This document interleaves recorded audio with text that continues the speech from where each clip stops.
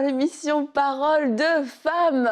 Cette semaine, nous apprenons à communiquer parce que nous aimons beaucoup parler. Alors quand on aime beaucoup parler, c'est mieux d'apprendre aussi à communiquer.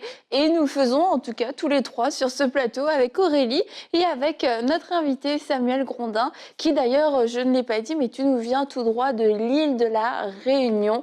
Et merci d'être avec nous, merci de participer à ces émissions et d'avoir proposé ce thème. Et comme on l'a dit depuis le début de la semaine, on vous encourage à garder un cœur ouvert pour que le Saint-Esprit puisse travailler et je crois aussi venir guérir des choses très profondes. Et alors qu'on priait pour ces émissions, j'avais vraiment cette pensée qu'il y avait des bouches, des langues qui étaient déliées. Certaines personnes, vous avez arrêté de parler suite à des chocs, suite à des traumatismes.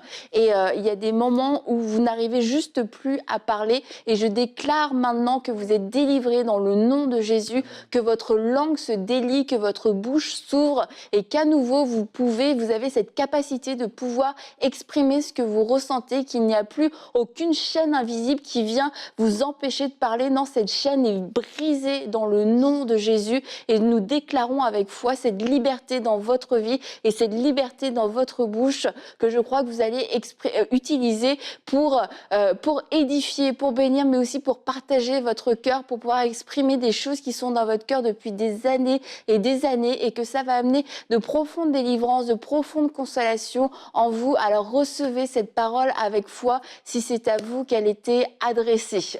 Et aujourd'hui, nous allons parler des discussions. Parce que celui qui parle beaucoup ne manque pas de péché. Oh là là. Qu'aucune parole mauvaise ne sorte de votre bouche. Donc voilà, on est dans cette semaine. Même quand il s'était. Oui.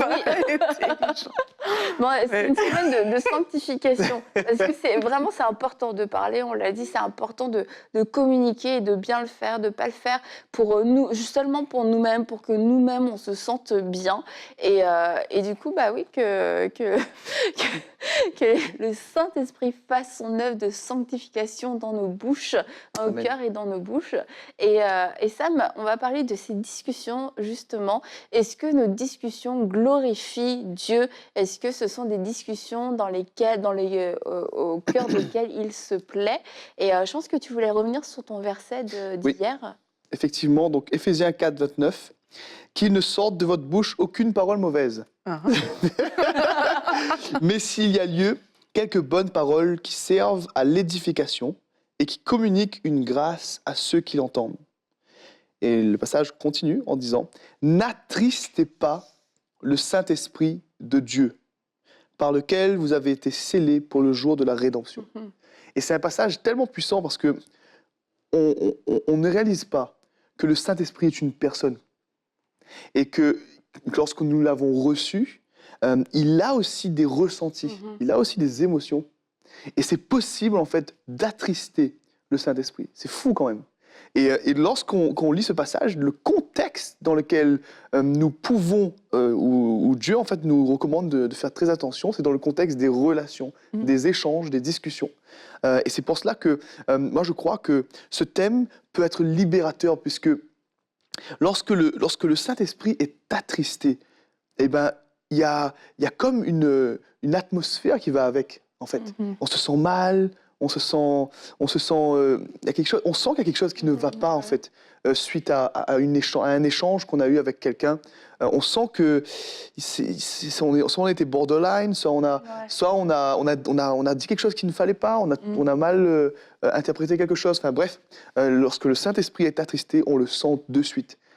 Et ça fait toute la différence. Et donc, du coup, c'est pour cela que nous devons toujours avoir à l'esprit que lorsque nous échangeons quelconque le sujet, peu importe le but pour lequel nous parlons, faisons toujours attention à honorer le Saint-Esprit, à ce que le Saint-Esprit se sente libre, se sente bien au milieu de nous.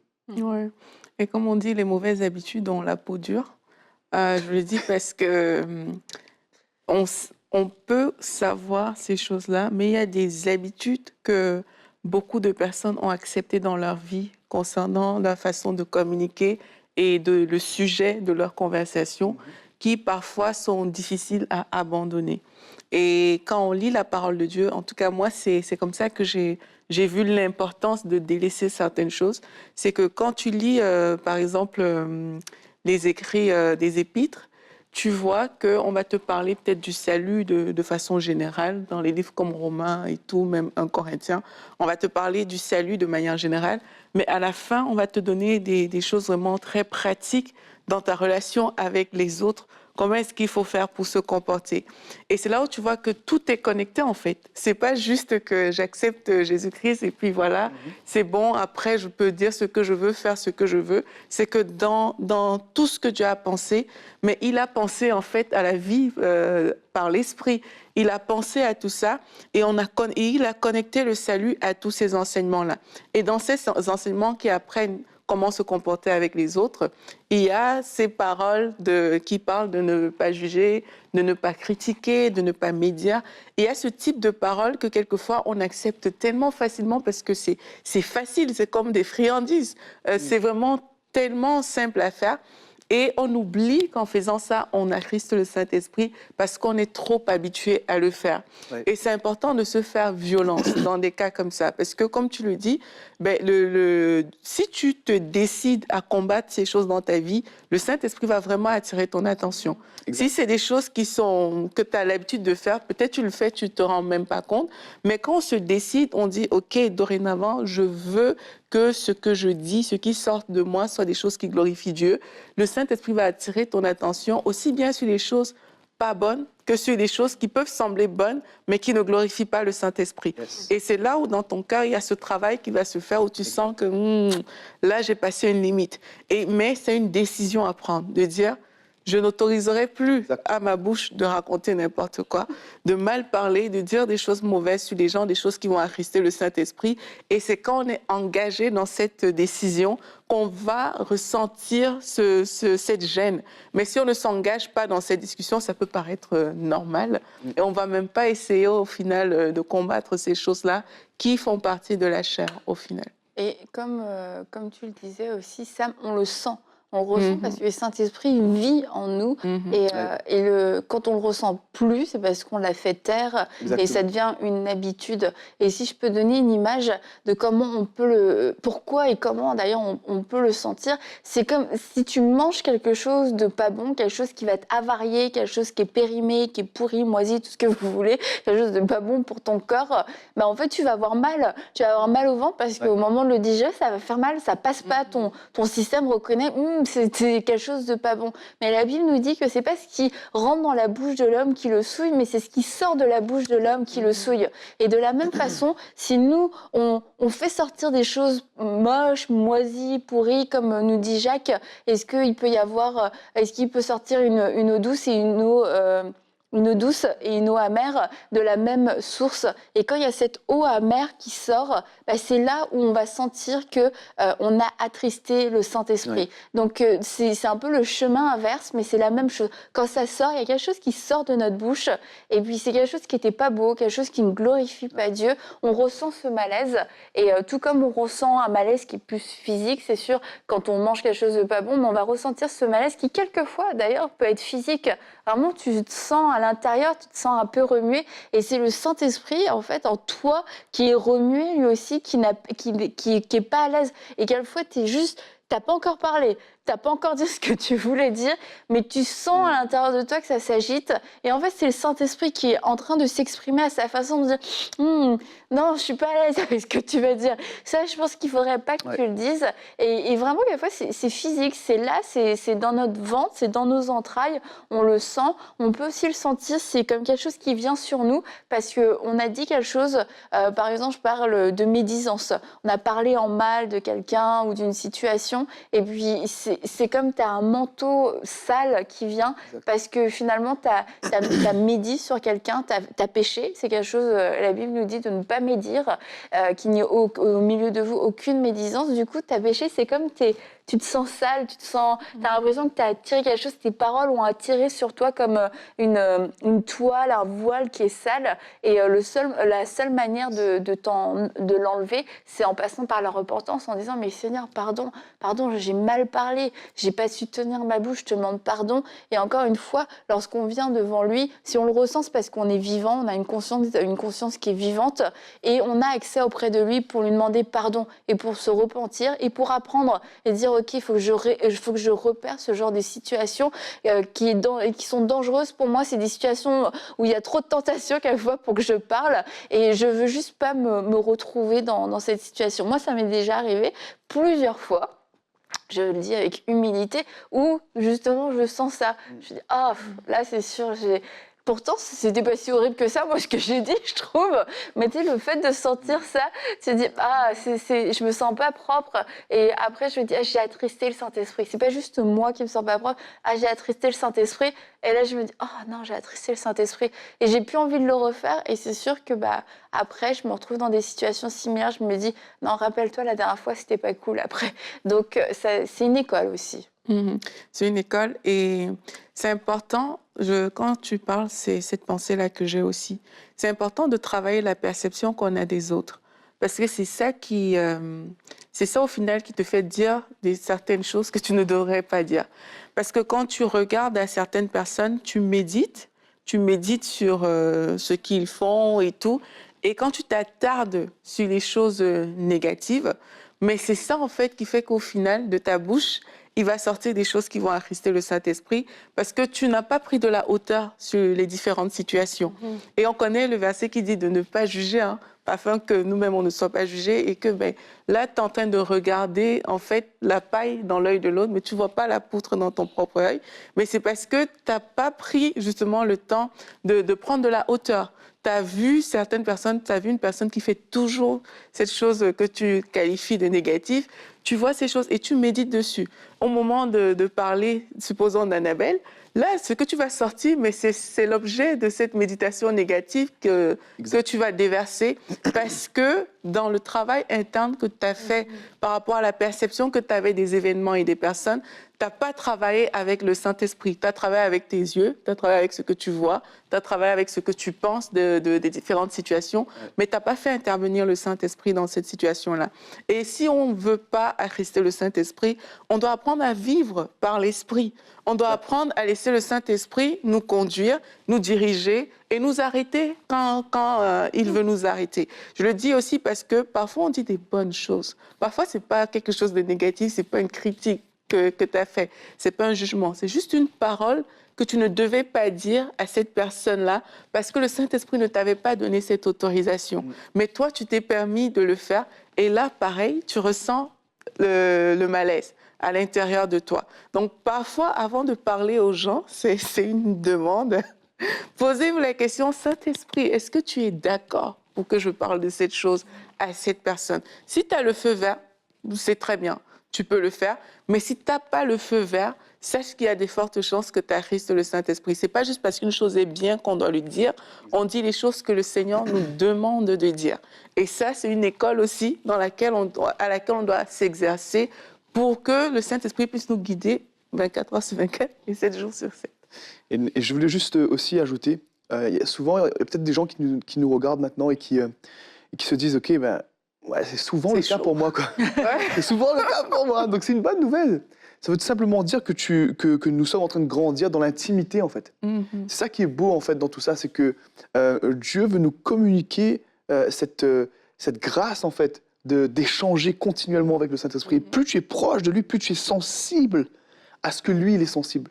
C'est quand tu deviens insensible que tu dois te poser la question, où en est ma relation avec Dieu? Où en est ma relation, mon intimité avec Dieu? Il y a peut-être des choses à revoir, quoi. Et c'est ça qui est beau, en fait, avec Dieu, c'est que le fait de sentir ces choses-là, c'est pas pour nous condamner. C'est juste pour que... En fait, ça montre, en fait, qu'il y a une vraie relation avec le Saint-Esprit. Ça montre qu'il peut aussi se sentir libre de s'exprimer avec toi. Et ça, c'est beau.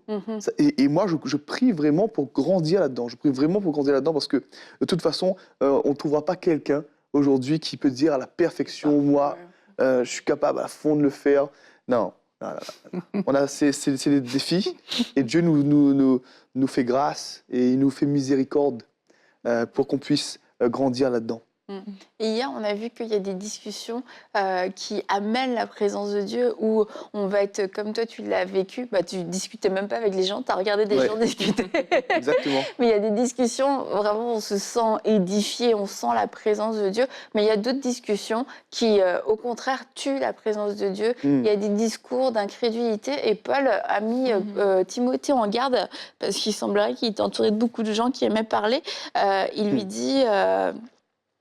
bah, il dit plusieurs choses, mais une des choses qu'il lui dit, c'est au verset... Ouais, c'est ça. Recommande solennellement devant Dieu d'éviter les disputes de mots. Elles ne servent à rien, si ce n'est à la ruine de ceux qui les écoutent. Donc ça, c'est une chose. Les disputes de mots, c'est toutes ces discussions où on joue sur les mots. Quelquefois, c'est des discussions bibliques, en fait. Ah non, mais le terme veut dire ci et ça. Puis on tombe dans des débats qui n'amènent rien dans notre amour, dans notre intimité avec Dieu. Ça crée juste des clivages. Et du coup, il dit qu'il n'amène rien à ceux qui les écoutent.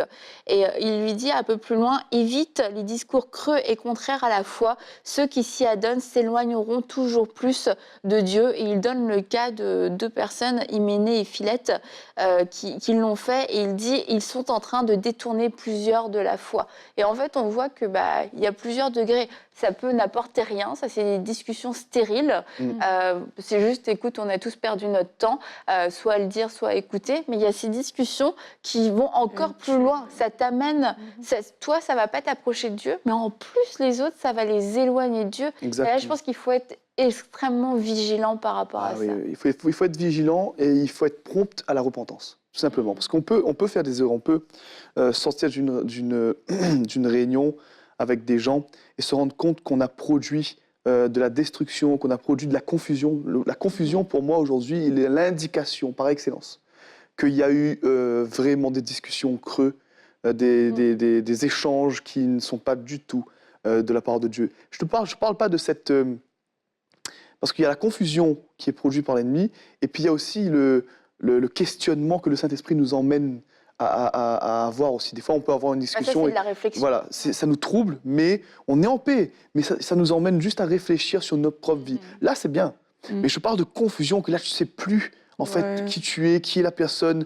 Tu aimais la personne, mais tout d'un coup, tu n'aimes plus la personne. Enfin, c'est bizarre. Ça produit vraiment un effet négatif dans la vie des gens. Et c'est là où il faut faire très attention. Parce qu'on est censé être des ministères de la réconciliation et pas de la destruction, tout simplement. La parole de Dieu est claire là-dessus. Ouais, c'est aussi important, du coup, de bien s'entourer. Parce Exactement. que ça va déterminer ce qu'on entend. Et ça va déterminer aussi notre façon de réagir. C'est important de bien s'entourer.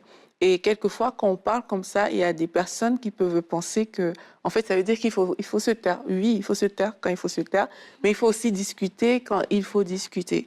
Et ça, c'est important. On n'est pas en train de bâillonner les gens pour dire que oui, c'est bon, pour éviter tout conflit, pour éviter d'attrister le Saint-Esprit, on ne parle plus. Mais il faut savoir qu'il y a un temps pour toute chose. Exactement. La Bible dit que tout est permis, mais tout n'est pas utile. Et tout est permis, mais tout n'édifie pas. Et il y a quand même un tout est permis que parfois on ne réalise pas en fait. En fait, on peut parler de tout, mais tant que ça édifie. Et c'est souvent à ce niveau que beaucoup de personnes bloquent, parce qu'on s'interdit maintenant de parler de peur que ça n'édifie pas, alors qu'on peut parler de tout, mais il faut que ça édifie. Et ça, c'est des choses qu'on doit réaliser en fait. Et quand tu t'appuies sur Dieu pour parler, c'est différent. C'est que tu sais que de toi-même, et ne nous cachons pas ces choses-là, de nous-mêmes, on n'y arrivera pas. Ta chair va toujours vouloir dire des choses qui ne sont pas bien et tout. De nous-mêmes, on n'y arrivera pas. Mais fort de ce constat, vous l'avez certainement constaté dans vos propres vies, mais fort de ça, mais tu peux commencer à t'appuyer sur Dieu pour parler. Et ça peut sembler de prime abord, je le sais parce que quand j'essaie de le faire souvent, j'ai l'impression que je suis trop, comment dire ça? T'es pas avec les autres, quoi. C'est comme si t'es décalé, tu vois. C'est comme si t'es mou ou bien... C'est souvent cette impression que ça peut donner parce que toi, t'essaies en fait de communiquer avec le Saint-Esprit pour être sûr de dire des bonnes choses. Mais si ça prend ça, il faut savoir que c'est qu'un début. Parce qu'au début, c'est ce que ça va faire.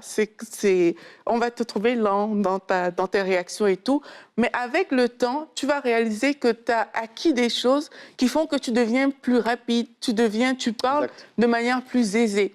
Mais si tu as peur de te lancer au début, tu vas jamais apprendre parce que ta chair va toujours vouloir te rattraper ou te mettre dans différentes conversations. Mais apprends à t'arrêter, à écouter et à placer la parole que le Saint-Esprit veut que tu donnes. Si ça fait juste une phrase et que tu t'arrêtes net, c'est bizarre dans une conversation peut-être, mais c'est un apprentissage. Avec le temps, ça va faire 2 phrases, ça va faire une conversation et ce sera beaucoup plus... Enfin, avec tes amis, ce sera plus fluide, mais c'est une école et ça prend parfois de s'arrêter pour le faire, quoi. Oui. Il est d'accord avec moi. Parce que c'est vrai que quand tu parles avec tes amis, c'est toujours la frontière la frontière est fine entre ouvrir ton cœur, partager ton cœur, et puis surtout si tu as des souffrances relationnelles. Souffrances relationnelles, ça inclut d'autres personnes. Donc là, est-ce que je peux en parler? Est-ce que je peux pas en parler? Est-ce que ça va être de la médisance? Et en fait, il y a pas de règles coulées dans le béton, en fait. Non, il n'y a pas le droit de citer non, tu as le droit de citer 3 fois, et puis tu as le droit de donner 2 faits. C'est pas comme ça, ça dépend de l'intimité qu'on a avec les gens, puis ça dépend aussi de ce qui nous anime. Est-ce que c'est un besoin de parler parce que je souffre? Est-ce que c'est parce que j'ai en fait un esprit de vengeance et j'ai envie de te dire à quel point l'autre m'a fait ça pour que ton regard change sur lui et que tu sois de mon côté pour créer quelque part une division, même si c'est inconscient. Et en fait, c'est beau aussi dans une amitié quand l'autre personne en face peut dire je pense que là on devrait arrêter, je pense que là on va un peu trop loin, ou de dire je pense que tu aurais besoin de pardonner. Parce que, tu sais, quelquefois, tu parles, il y a vraiment un moment où tu parles, tu veux exprimer ton cœur, et puis c'est bien, il n'y a pas de souci. Et puis tu franchis la limite, et quelquefois, tu le sens, et l'autre personne aussi en face le sent. Et tu te dis, là, ça commence à mal tourner. Puis quand on est dans... je dirais quand même, quand on est dans une certaine amitié, parce que c'est pas forcément facile à dire, c'est de pouvoir dire je pense que tu aurais besoin de pardonner. Je pense que là, tu parles, c'est l'offense qui te fait parler, parce que ça peut être un petit électrochoc, mais ça peut aussi, nous éviter à tous de pécher ensemble, et puis 2, déclencher le processus de guérison. On parlera du pardon demain, t'inquiète pas, Sam, je vais pas manger l'émission de demain. Mais je pense que c'est bien de se mettre des limites, et si nous, on n'arrive pas à se le mettre, c'est que nous-mêmes, quand nous sommes les oreilles ou le vis-à-vis, qu'on le dise, parce que les paroles des autres vont aussi quelquefois nous... C'est ça, quelquefois tu te dis « Ah non, c'est pas bon ». Et quelquefois, moi, je me suis retrouvée dans des situations où je dis je préférais qu'on arrête d'en parler parce que là, j'ai l'impression que ça va un peu trop loin. Dans des situations où on m'a dit « Ce serait mieux que tu arrêtes d'en parler ». Des choses, quelquefois, avec Jérémy, dont on a parlé, et puis le lendemain, on se réveille ou un peu plus tard dans la journée, là où l'autre dit « Ouais, non, tu sais, je crois que c'est pas édifiant, en fait, de parler de ça. Clôturons le sujet. » Et puis voilà. Mais ça nous aide beaucoup, en fait. Et il ne faut pas être curieux quand quelqu'un s'arrête, parce que c'est des pièges. Ouais, non, ça, je vais pas le dire. Ah non, vas-y, dis-le. Tu vois, faut pas développer cette curiosité-là. Quand quelqu'un sent qu'il doit s'arrêter, parce que, surtout quand tu apprends, c'est trop facile de t'ouvrir après, et puis voilà, tu as finalement fait la mauvaise chose. Donc, si quelqu'un nous dit, je suis pas sûre que je dois le dire, tu peux dire à la personne, ne le dis pas. Si t'es pas sûre, dans le doute, ne le dis pas. Et souffrir vraiment que cette information que tu aurais reçue... Oui, parce que c'est ce que la curiosité crée, c'est que ça va questionner la personne en face, mais vraiment accepte que, OK, cette info, je ne l'aurais pas, et c'est bien comme ça, c'est bien pour cette personne, et c'est bien pour moi aussi, parce que peut-être ça vous est jamais arrivé, mais il y a des gens que tu connais au travers de ce qu'on t'a dit. Et si la chose qu'on t'a dit est quelque chose de négatif, tu n'as jamais côtoyé cette personne, mais tout ce que tu connais de cette personne, c'est quelque chose de négatif. Et c'est avec cette perception que Filtre. tu identifies la personne. Parce qu'il y a une personne qui ne s'est pas tue, qui a parlé, en fait. Et ça, c'est important. Quand on réalise ces choses, dès l'instant où on veut se taire, il faut se taire. Comme je dis, même si dans une phrase, tu t'arrêtes, que ta phrase devient bancale, pour le bien des autres, pour ne pas rester le Saint-Esprit, ben, vaut mieux se taire et juste dire aux gens, ben, je pense que ce que je vais dire ne va pas édifier, donc je préfère m'arrêter là. Ouais, Et puis ça responsabilise tout le monde aussi, je pense. C'est-à-dire que si tu as vraiment besoin de comprendre la personne, mais tu vas voir la personne. Tout simplement. Tout simplement. Tu échanges et puis ça favorise les relations. Et pas les relations par intermédiaire. Ouais, c'est Ouais. vrai. Et même, ça permet à ce que tes amis, le jour où tu vas peut-être dire quelque chose qui n'est pas bien, te reprennent. Pour dire, mais d'habitude, toi, quand c'est pas Exact. édifiant, tu dis que tu t'arrêtes. Mais là, qu'est-ce qui s'est passé? Et là, Ça ça me passionnait permet de grandir. Ça permet de grandir et c'est des bons témoignages aussi. Hein. C'est des bons témoignages. Toute personne qui cherche à ne pas attrister le Saint-Esprit aura un bon témoignage. Parce que malgré tes erreurs, malgré tes doutes, malgré le fait que tu parles, mais voilà, ça ne fonctionne pas trop, mais derrière, tu es en train de bâtir un témoignage qui est bon. Exact. Et c'est ça qui sera un modèle, en fait, pour les gens qui vont t'entourer. C'est ça qui sera un modèle dans ta famille. Tu as peut-être... t'es paru peut-être bizarre, mais sans le savoir, tu es en train de t'ériger comme un modèle. Et ça, c'est quelque chose d'important dans la société dans laquelle on est. On recherche des repères, on recherche des modèles. Et si ça peut être toi qui nous écoutes, ben, c'est parfait, quoi. Tu voulais ajouter, Sam? Non. Non, ok, parfait. Non, parce qu'on essaye d'avoir une communication Ouais. fluide et tout, donc si tu De veux laisser parler tout le prends ta monde. place. Moi, j'aime bien vous écouter. Moi, pour terminer, je voulais dire deux choses très rapidement. C'était la première, oui, c'est important de se bâtir aussi dans notre relation avec Dieu parce que quand on a ce genre de correction, c'est comme tu l'as dit, c'est un encouragement à la croissance. Ça fait partie de notre communion avec Dieu.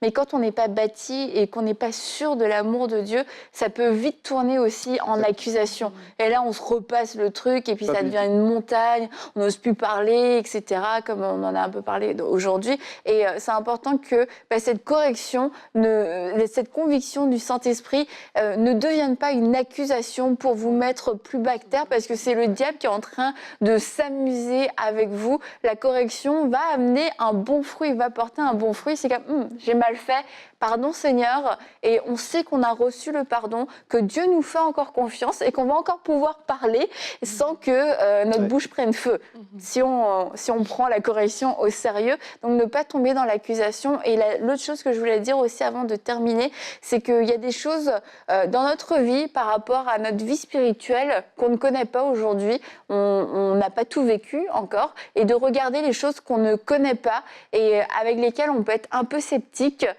d'en parler avec énormément d'humilité. Et si on ne sait juste pas, de ne juste pas en parler, parce qu'il y a des choses qu'on ne connaît pas, il y a des choses qu'on ne sait pas, et il y a eu beaucoup de mouvements du Saint-Esprit lui-même. Le mouvement du Saint-Esprit, c'est pas juste un truc qui se passe, c'est le Saint-Esprit qui est en mouvement. Donc il y a eu beaucoup de critiques directes contre le Saint-Esprit. C'était réellement le Saint-Esprit qui était en train d'agir, et puis les chrétiens ont dit « Ah non, ça c'est pas bien, ça c'est pas bien ». Et le moment où on le dit, en fait, on est en train de dire ce que le Saint-Esprit est en train de faire n'est pas bien. Et là, à ce moment-là, c'est certain que nous sommes en train d'attrister le Saint-Esprit. Alors, marchons avec humilité, et si nous ne savons pas, juste gardons le silence et traitons ça dans la prière en demandant au Saint-Esprit, est-ce que c'est toi qui agis? Parce que moi, je ne connais pas, je ne sais pas. Il y a eu une époque, et encore maintenant, des gens qui parlaient en langue, les gens disaient c'est une hérésie, c'est n'importe quoi, c'est des fous, etc. Et puis, on voit que c'est le baptême du Saint-Esprit, que ce n'est pas une hérésie, que c'est biblique. Alors, mieux vaut ne pas avoir prononcé ce genre de paroles en étant sage et en étant humble face à ce que le Saint-Esprit peut faire, que nous ne comprenons pas toujours. Et on va se retrouver demain, toujours avec Samuel et avec Aurélie, pour une prochaine émission de Paroles de Femmes.